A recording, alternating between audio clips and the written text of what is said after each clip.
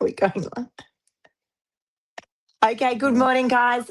Auction clearance rates, the Da Vinci Code of Real Estate. Why do we use auction clearance rates as the metric, the holy grail, when there's so many other factors involved here? We're going to unpack it this morning, guys. Stay tuned.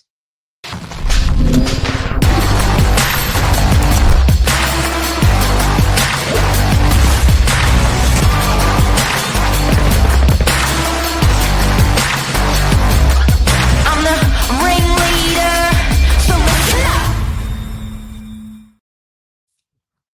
Whoa, juicy. Morning.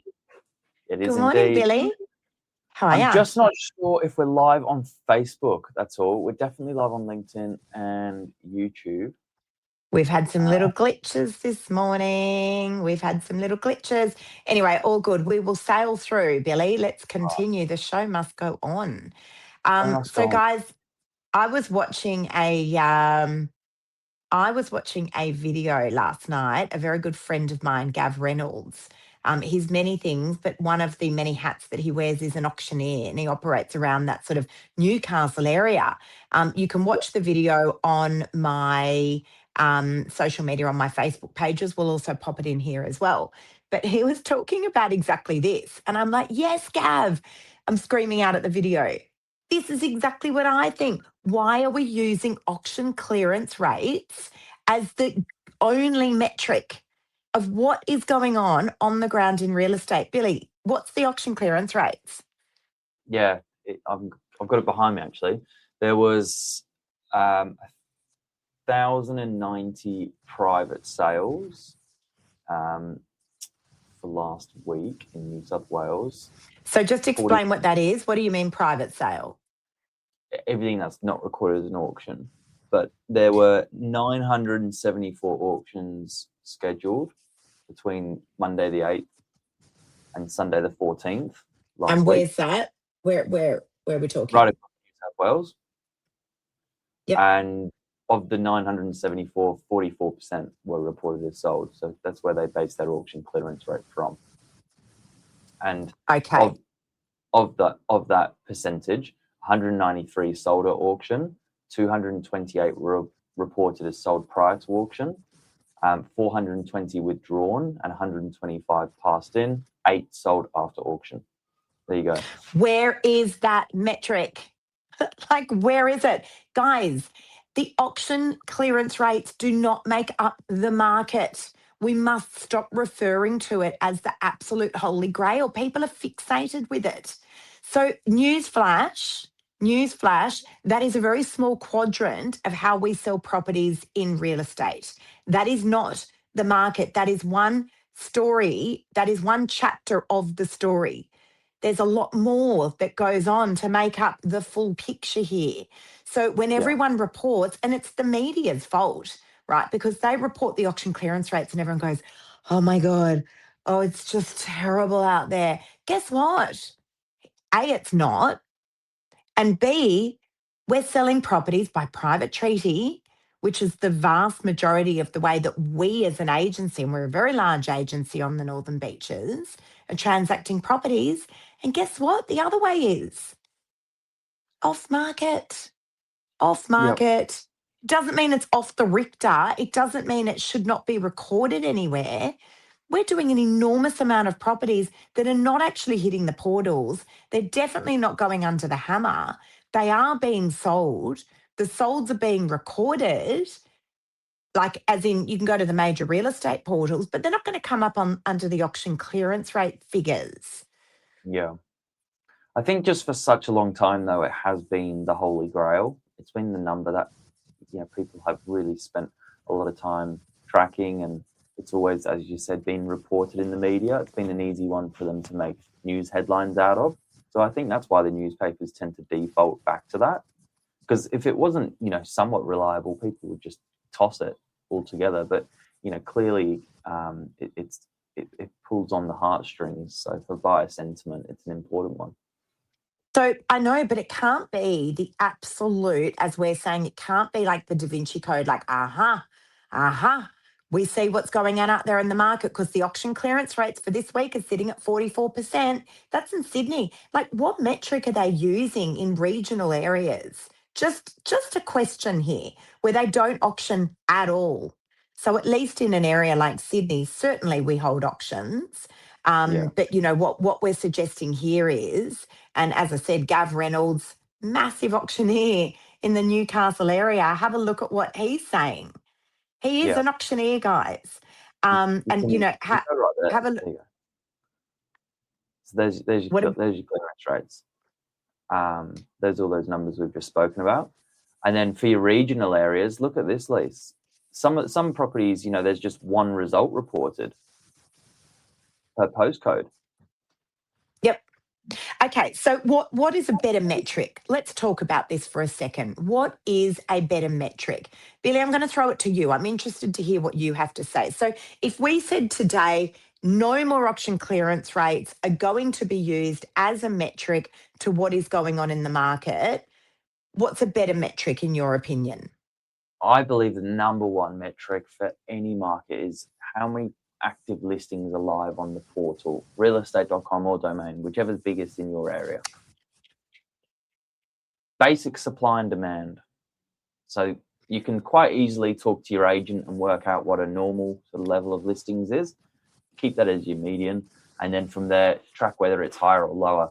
And you can pretty quickly work out whether it's a seller's market if there's fewer listings, less competition online, more buyers per property, or if there's a lot of active listings, it dilutes the buyer pool and buyers have got choice. And let's help you guys out there, because I agree wholeheartedly with you, Billy. But into that equation, so not only the amount of stock that we're seeing on the market, which is so important, because when we have an oversupply, it usually means we are hardcore buyers market.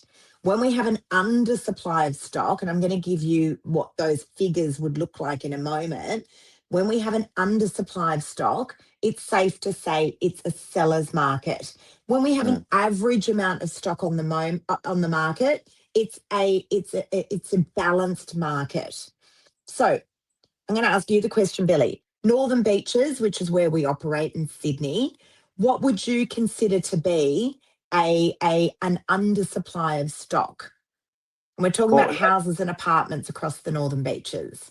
Yeah, so combined, usually you'd see, I guess, an average of maybe 1,000 properties. That's what it's been for the last sort of 5 years since we've been tracking it. And, you know, at the moment, you know, you can sort of see it dip into, like on Christmas Day example, it tends to sit at just under 500. So it halves throughout that December, January period where there's no replenishment of stock. So that's where it's at its lowest for the year.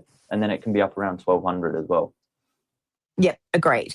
So, okay, now let's just use that metric for 1 second, Billy, because people think it's Armageddon out here in real estate world. They're looking again at those auction clearance rates, which the media has fed us that is the holy grail of what's going on in the market. That is absolutely not the case. That is one part. As I said, that is one chapter of the story. There's other chapters that make up the entire book. The at the moment, what are we sitting on? So if you're saying average is about 1,000 properties on the market when we look at the real estate portals, what are we sitting on currently on the Northern Beaches in Sydney right this minute? I last had a look on Wednesday. It was 897 properties. So that's come off 10%, you know, from that 1,000 mark. Just a little more. Okay. So, guys, we're not seeing over 1,000 properties. We are not seeing a massive saturation like what people think, because the media has people believing that everyone is selling up, every investor is out of the market, and that people are selling for, you know, half the price of what they paid for a property. It's not true. And this is what is keeping in our area. Now, listen, it could be different in different areas. We operate in a Sydney market in the Northern Beaches. In our area, those stock levels are sitting towards the lower side. And that is what is keeping these property prices stable. Yes, we have seen a dip of approximately 7 to 10%.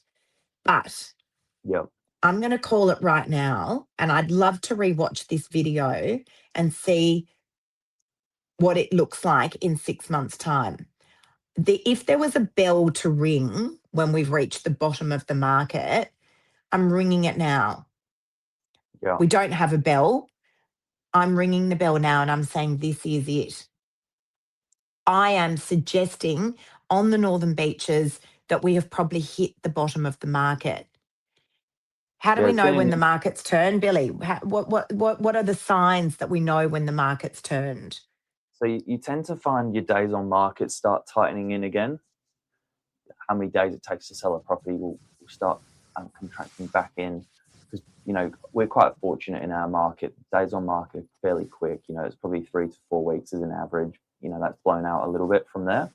Then you start to see more properties with buyers on at the end, so more offers. If it is an auction, you tend to see more registered bidders. That's a great metric.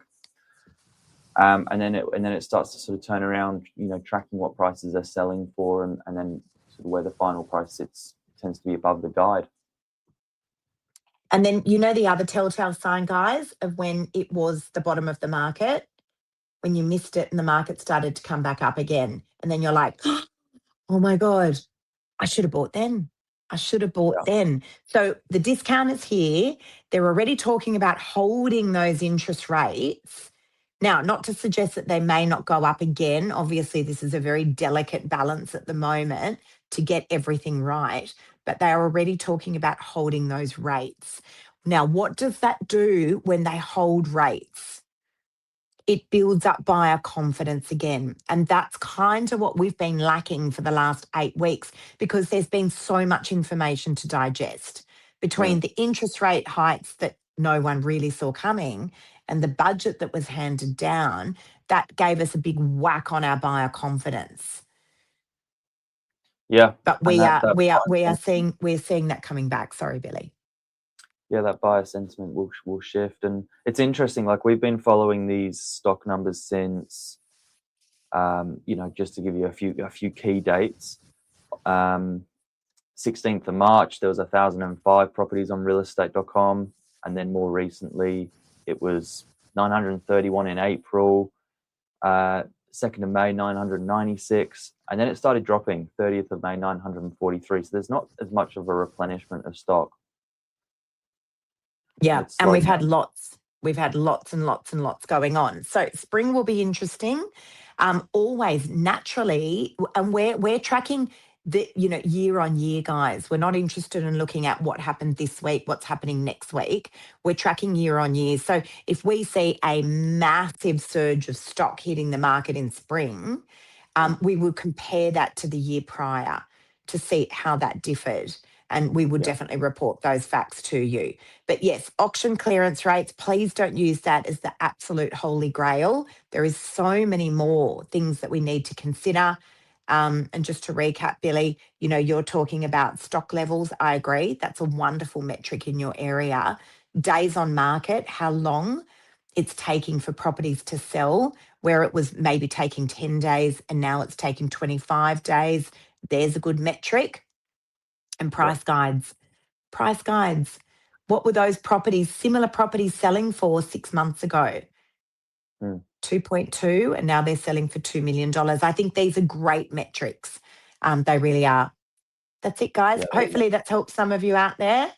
And Billy, thank you as always. Thank you. Have a good day. See you later.